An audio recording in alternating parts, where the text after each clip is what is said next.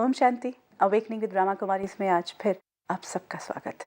इन दिनों हम बात कर रहे हैं कि कैसे हमने जो ज्ञान समझा है उसे प्रैक्टिकली अपने जीवन में इम्प्लीमेंट करें।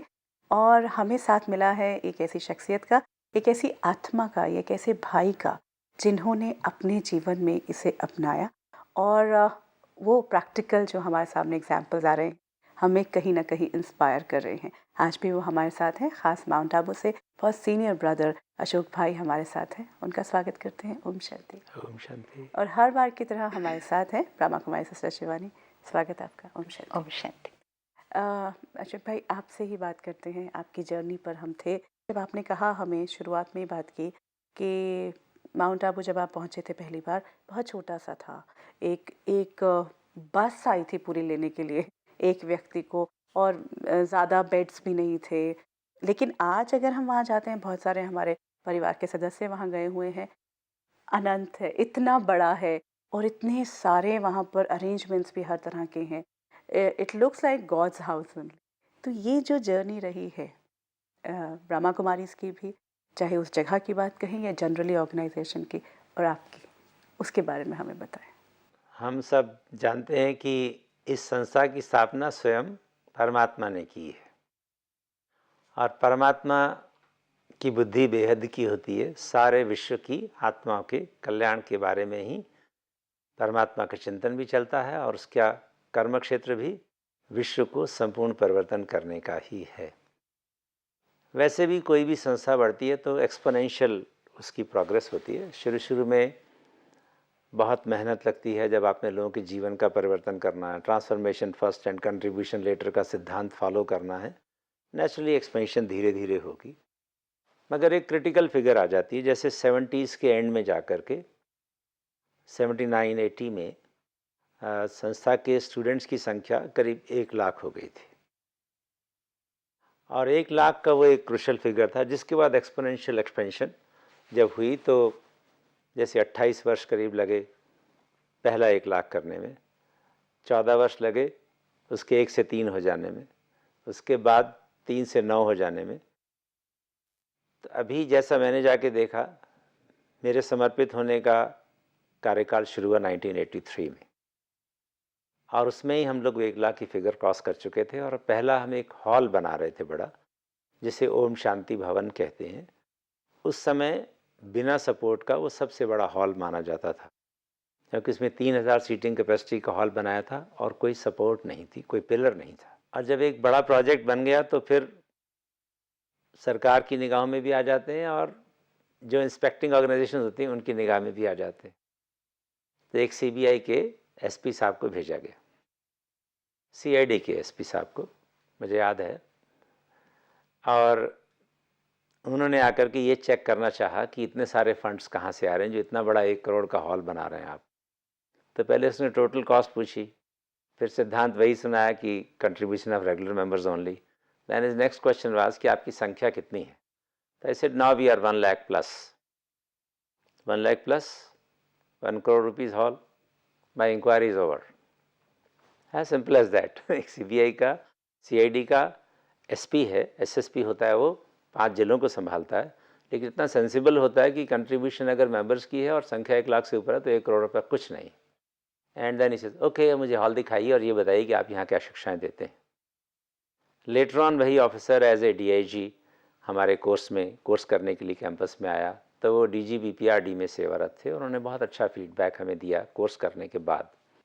फिर एक और स्टेप सामने आया कि लोगों ने सोचा अब हम कुछ कलेक्टिवली प्रोजेक्ट्स करना शुरू करें ऑल इंडिया लेवल पर। तब तक हम कोई ऑल इंडिया लेवल के कलेक्टिव प्रोजेक्ट्स जो सारे भारत में एकदम विस्तृत हो जाएं, ऐसे नहीं किया करते थे। तो एक विचार निकला कि हम नेशनल इंटीग्रेशन पीस मार्च का आयोजन करें। हमारी संस्था में उस समय युवाओं की संख्या भी काफ़ी हो गई थी, लेकिन हमारी दादी जी, जिन्होंने हमको बड़े जिगर से प्यार से पाला है, वो फिर भी इस ओपिनियन की थी कि इतने सख्त हड्डी वाले कहाँ होंगे हमारे यज्ञ में जो भारत के चारों कोनों से चल के और दिल्ली पहुँचे। नहीं, अगर हम कन्याकुमारी से किसी ग्रुप को पैदल मार्च कराएंगे then he has to walk around 3000 kilometres. And she said Ashok, ऐसा हो सकता है? क्यों दादी, क्यों नहीं हो सकता? हमारे युवाओं में तो डबल शक्ति है, शारीरिक भी है, आध्यात्मिक भी है। कि नहीं because she was down to earth type of lady, and she said नहीं एक बार ऐसा करो कि 3 दिन का एक ट्रेनिंग करा के दिखाओ इनको, मैं देखना चाहती हूँ कि मेरे माउंट आबू के भाई बहनें जो उन ग्रुप्स को लीड करेंगे जो सारे भारत से चलेंगे, क्या उनमें इतनी शक्ति भरी गई है, इनमें है। तो उनको एक टेस्ट के लिए जाया गया 3 दिन, भले ही सबके पाँव में नेचुरली छाले तो होते ही हैं, वो है, लेकिन उन्होंने बड़े प्यार से सक्सेसफुली 3 दिन की वॉक करके दिखाई, 30 kilometres per day, and that's what we call in the armed forces a toughening exercise. किसी को बड़ा प्रोजेक्ट कराया जाता है, जैसे हम सुपर हाई एल्टीट्यूड में गए थे तो हमारी टफनिंग एक्सरसाइज चली थी। We used to practice about 5 kilometres of jogging every day because you have to live in difficult environment. सब 3000 किलोमीटर्स का होना है मैक्सिमम जर्नी, तो 3 दिन का 30-30 किलोमीटर का वॉक करा के किया गया, और उससे एक बहुत व्यापक स्तर से विस्तार की नई श्रृंखला शुरू हुई। करीब 45-50 युवा भाई बहनें एक एक ग्रुप में थे। एक सोमनाथ से ग्रुप चलेगा, एक भुवनेश्वर से चलेगा, एक गुवाहाटी से चलेगा, एक जम्मू कश्मीर से चलेगा, एक कन्याकुमारी से चलेगा, और एक माउंट आबू से। 5 ग्रुप्स पैदल चलते हुए गांव-गांव की सेवा करते हुए और लोगों को व्यसनों से मुक्ति दिलाते हुए, ये भी एक उसका एम था। नेशनल इंटीग्रेशन तो उसका नाम है क्योंकि हम भारत के चारों कोनों से चल के और दिल्ली जा रहे हैं, लेकिन करेंगे क्या रास्ते में? तो अपने जीवन दर्शन से दूसरों को शिक्षित करना। तो व्यसन मुक्ति का एक लक्ष्य रखा गया कि ये हमारे ऐसे युवा हैं जो बिल्कुल शुद्ध हैं, ब्रह्मचारी हैं, हर व्यसन से मुक्त हैं, और इनमें किसी प्रकार का, इनके जीवन को देख करके तो आप कोई ना कोई अपने जीवन परिवर्तन कर ही सकते हैं। तो गांव-गांव में लोगों को प्रेरणा आती थी कि अच्छा ये नए सब नौजवान बस 22 साल का, 25 साल का, 30 साल का, ये कोई बीड़ी सिगरेट शराब नहीं पीता है, तो मैं क्यों नहीं छोड़ सकता।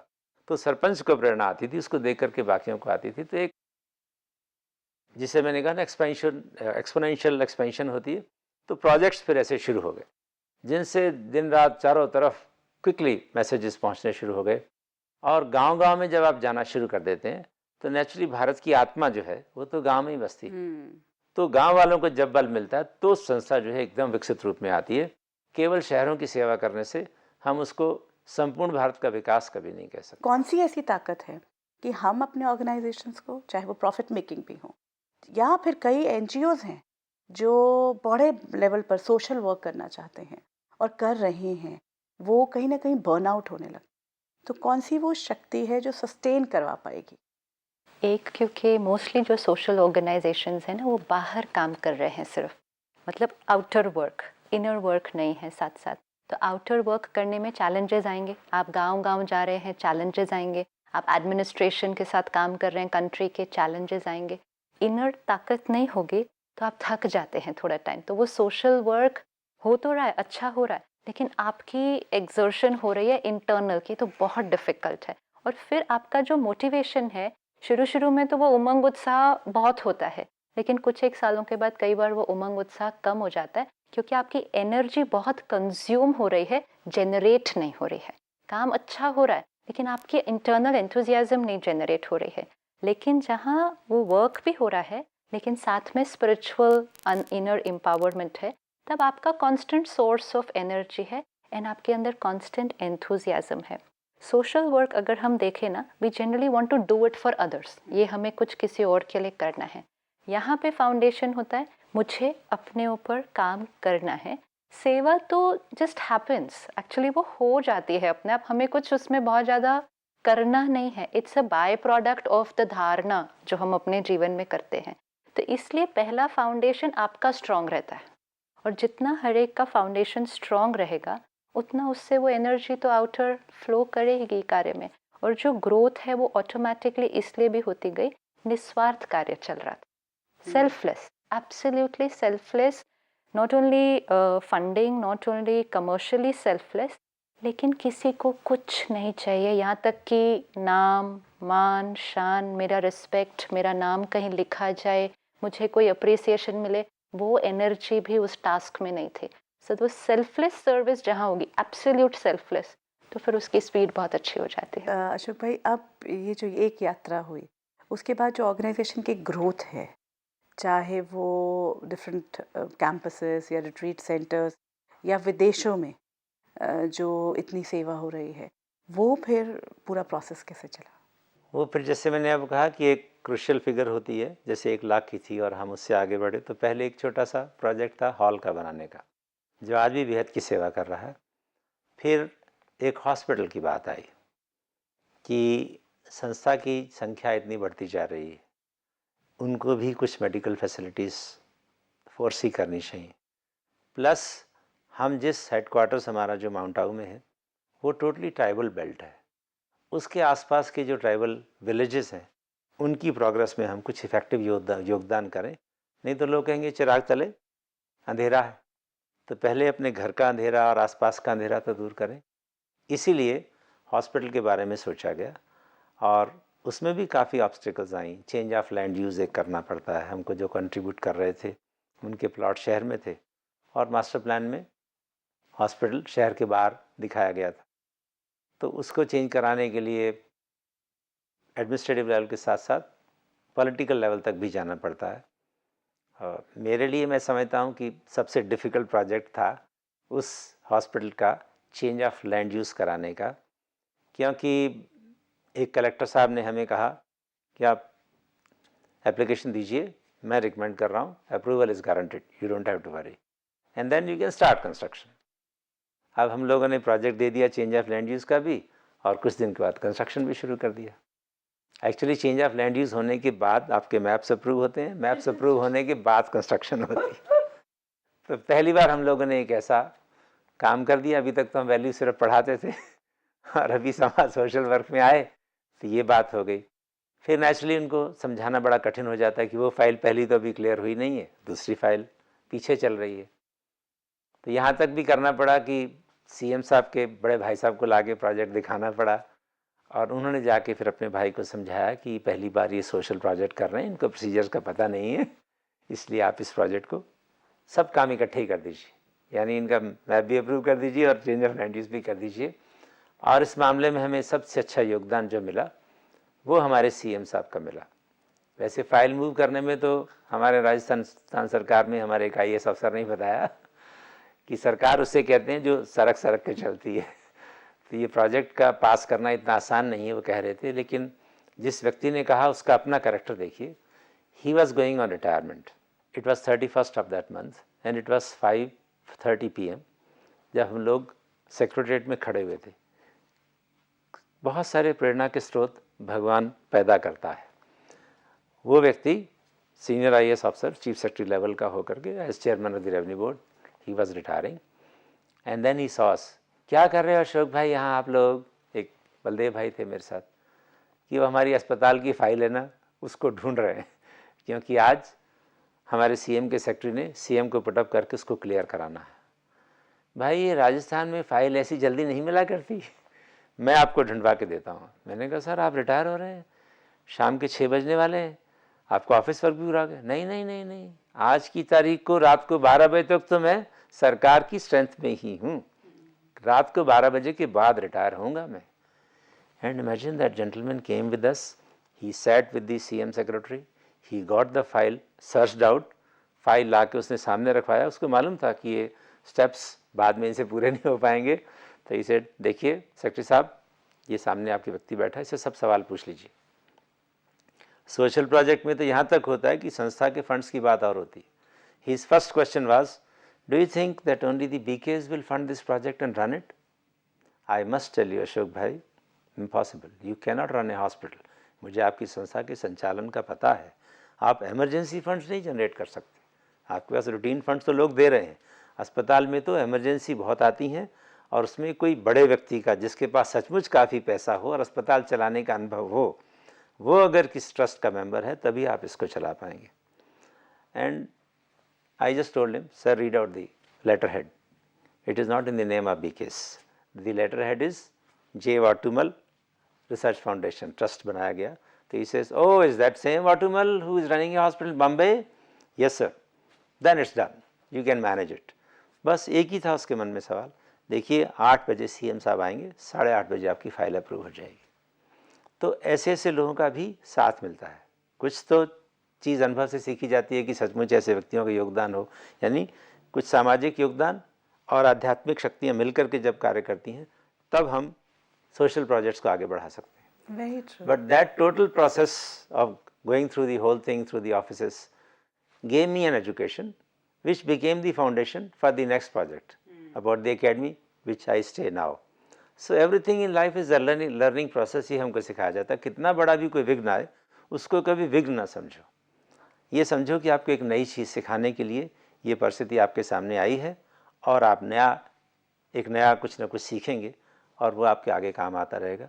This is what I have seen at every step in the growth of this organisation. Ashok भाई, यहाँ एक बात, जो इतनी सारी चीज़ें हो रही हैं, एक हॉस्पिटल को बनाना और गवर्नमेंट के साथ या एडमिनिस्ट्रेटिव सर्विसेज के साथ यूजुअल जो एक थॉट प्रोसेस है, एक पूरा बिलीफ सिस्टम है कि बिना करप्शन के, बिना डिसऑनेस्ट हुए काम ही नहीं हो सकते. ये जो आपने इतनी बड़ी बात हमें बताई कि लैंड ड्यूज का चेंज और ये जो इतने सारे, और यहाँ तो आपसे मिस्टेक भी थी छोटी सी, आपने खुद ही स्वीकार किया कि कहीं इनोसेंस में या इन्फॉर्मेशन पूरी नहीं थी तो मिस्टेक हुई थी, तो उसके बाद वो रिपरकशंस ना आना और एक इज़ इट पॉसिबल, मतलब क्या आपको बिना कुछ किसी के साथ भी वो जिसे हम जो कुछ भी जैसे भी कहें, रिश्वत कहें या किसी भी तरह की फेवर कहें, वो दिए बिना ये पॉसिबल हो पाया? जहाँ तक मैंने इस सारे प्रोसेस को देखा, बाधाएं तो बहुत आई और बाधा करने वाले काफ़ी हाई लेवल के लोग थे. उनके मन में क्या था मैं वो तो नहीं कहना चाहता, लेकिन नॉट रिकमेंडेड टाइप तक वो प्रोजेक्ट था और फाइल में नॉट रिकमेंड होके सीएम तक पहुंच गया था. तो उसी व्यक्ति ने हमें गाइड किया, जिस व्यक्ति ने हमारी फाइल अप्रूव कराने में रिटायरमेंट वाले दिन दी, कि देखो आप ऐसी स्थिति में चले गए हैं कि this can never be approved unless you please some, you go to some political people and they should be able to take a political decision about it. क्योंकि उसमें इश्यू लगा दिया कि environmentally it is not favourable to make a hospital in the heart of the city and that in Mount Abu nobody can remove except the CM. तो इसलिए हमें CM के भाई को बुला करके भी दिखाना पड़ा हम क्या काम कर रहे हैं, और भी लोगों को हमें साथ लेना पड़ा. सीएम साहब ने भी हमारे 3-4 चक्कर ज़रूर लगवाए अच्छी तरह से, कि पब्लिक, हमारे सीएम की एक विशेषता थी कि अगर पब्लिक इंटरेस्ट में कोई काम करना है तो पब्लिक के रेप्स ज़रूर लाने चाहिए. तो हमें अपने एमएलए को, हम तो इस भाव से लेते रहे किसी बहाने एमएलए की सेवा करेंगे, अपने मंत्री की सेवा करेंगे और 4 एमएलए की सेवा होगी.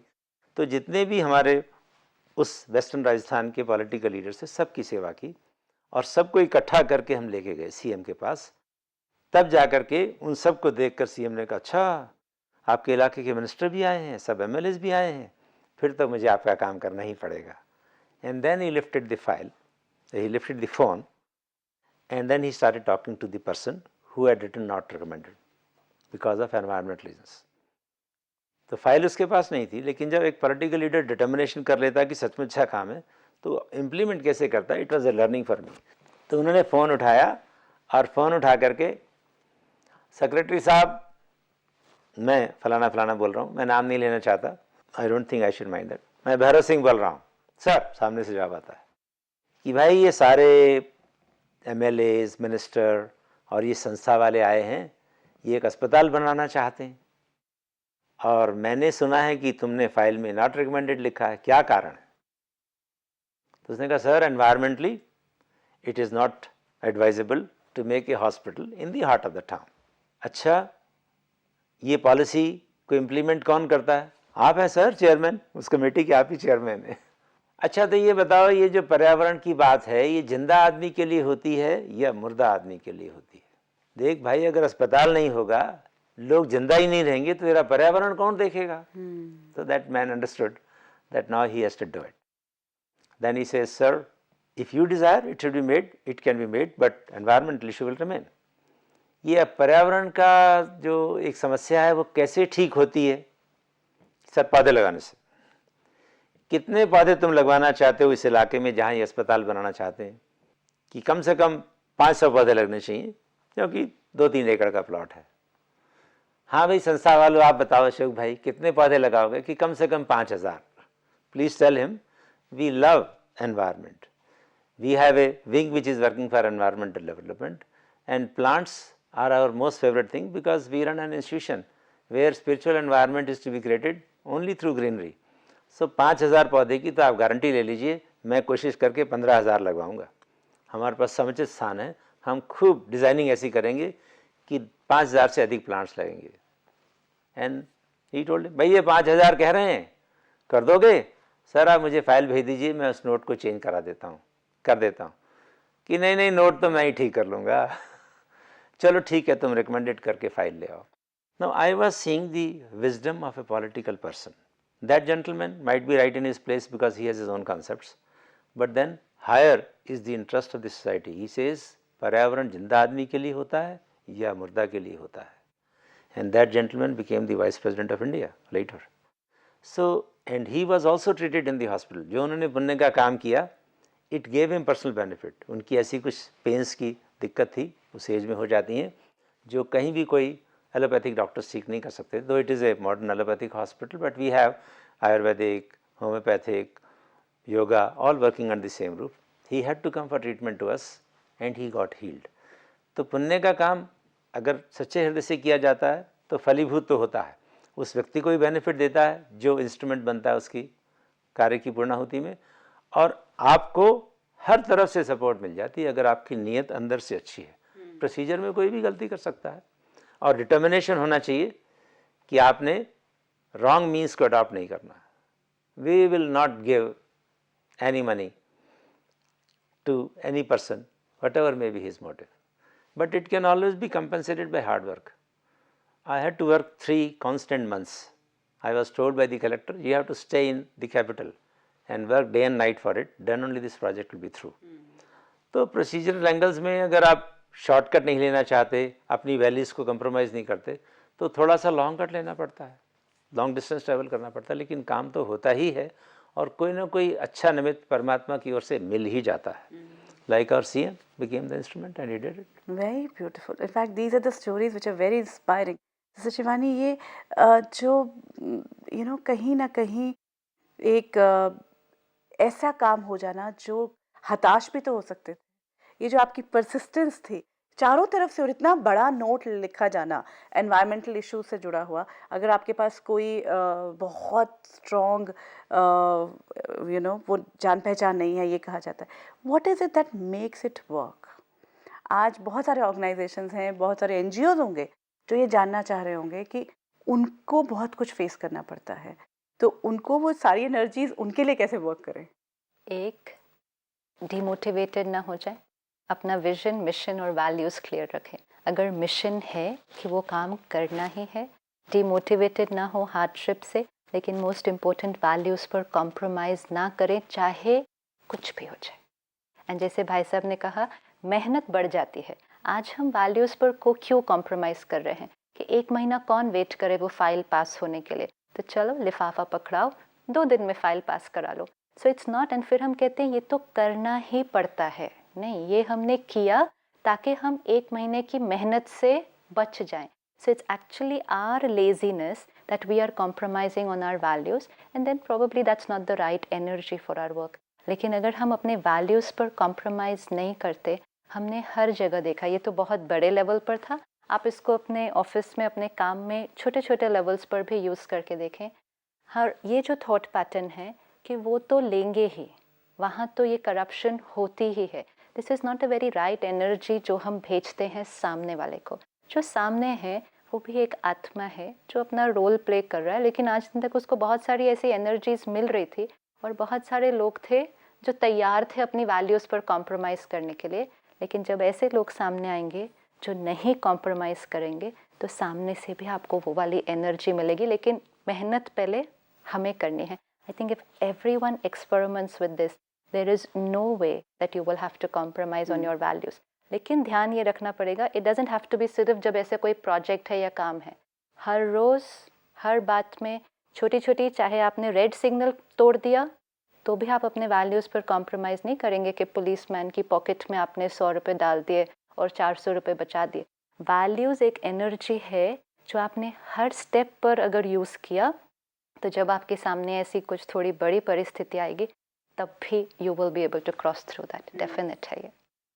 सिस्टर शिवानी, अशोक भाई, बहुत सारी बातें समझ में आ रही हैं, और क्यों हमारे काम नहीं बनते ये भी समझ में आ रहा है, क्योंकि एक ऑर्गेनाइजेशन को देखें, एक पर्सन को देखें, जीवन में जीना एक्चुअली क्यों हम गलत तरीके से सीख गए हैं, ये भी हमारी, क्योंकि वेरी ट्रू हम कभी अपने आप को इस तरह से कर देते हैं कि तो छोटी सी चीज़ें हैं, चलो ऐसे मोड़ लेते हैं, कि अगर हमने गलती से रेड लाइट का वो भी ले लिया, यहाँ पर भी हमें अपने आप को बहुत पावरफुल बनाना पड़ेगा। I think way of life has to be like this. Values have to be your part of your lifestyle. Sister Shivani, Ashok भाई, थैंक यू सो मच। ओम शांति। आज कुछ और बातें सीख रही। अब देखने की बात यह है कि जब हम अपनी फ़ाइल लेकर किसी गवर्नमेंट ऑफिस में जाते हैं या फिर हायर अथॉरिटीज़ के पास जाते हैं, तो पहले अपने आप को पहले चेक करें कि मैंने अपनी वैल्यूज़ को पूरे जीवन में क्या इम्प्लीमेंट किया है। अगर नहीं किया है तो आज से ही शुरू करें। और ये थॉट प्रोसेस जो आज समझ में आया है कि हम क्या दे रहे हैं, अगर इस थॉट के साथ जाएंगे कि वो मेरा भाई है, मेरा काम बहुत इम्पोर्टेंट परमात्मा के काम का हिस्सा बन सकता है, चाहे मेरे ऑर्गेनाइजेशन का ही काम है, लेकिन क्योंकि मैं उसके साथ कनेक्टेड हूँ, उसकी पावर लेकर अपने काम पर मुझे पूरा विश्वास, पूरा भरोसा है, और फिर मैं उसको भी भरोसा दूँ और वेट करूँ, इंतज़ार करने के लिए तैयार हूँ कि वो ग्रेजुअली कहीं तो कोई एनर्जी मिलेगी। तो डेफिनेटली हमारे सामने ऐसे सारे एग्जांपल्स आ रहे हैं कि आपको अपनी वैल्यूज़ पर कॉम्प्रोमाइज़ नहीं करना पड़ेगा। एक बार अगर आप ऐसा कर पाएंगे तो शायद वो शक्ति आएगी, वो खुशी मिलेगी कि हम कर पाए, तो आगे के लिए हमें हौसला मिलता है। मन में कोई बात, कोई सवाल उठ रहा है, आपका स्वागत। आप हमें ईमेल पर या फ़ोन पर संपर्क कर सकते हैं। अवेकनिंग विद ब्रह्मा कुमारीज़ में आज इतना ही। आगे आने वाली कड़ियों में कुछ और बात करेंगे। ओम शांति।